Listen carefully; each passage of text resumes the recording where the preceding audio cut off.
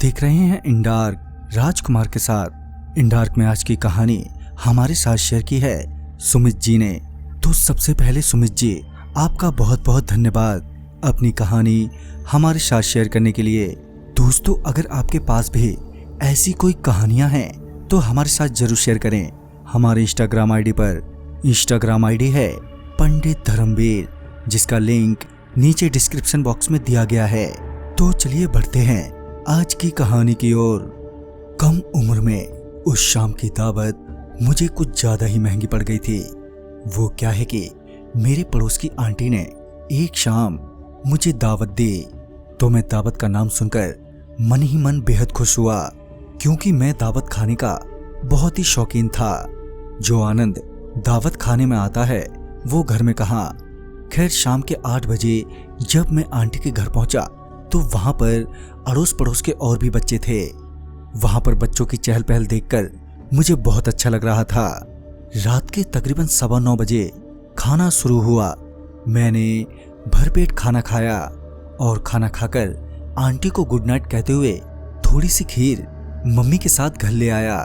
मैं तो उस वक्त जाकर सीधा बिस्तर पर ही लेट गया, क्योंकि रात भी काफी हो चुकी थी और मुझे नींद भी आ रही थी। लगभग 2:30 बजे एक बुरे सपने के चलते मेरी आंख खुल गई। आंख खुलते ही मेरी नजर सीधे कमरे के दरवाजे की ओर गई, तो मैंने देखा कि दरवाजा तो खुला हुआ है और तो और वहां पर खड़ी एक काली परछाई थी, जिसे देखकर मैं सहम सा गया। मैंने घर वालों को जगाना भी चाहा, पर ना जाने क्यों मेरा शरीर काम ही नहीं कर रहा था।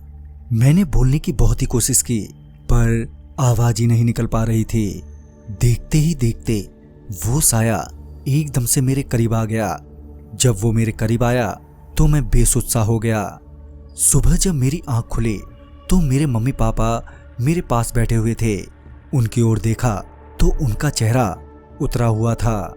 उदास चेहरे को देखकर मैंने तुरंत ही पूछा, तो इस पर मम्मी ने बताया कि मैं रात के वक्त अजीब सी हरकतें कर रहा था और तो और घर से बाहर जाने लगा।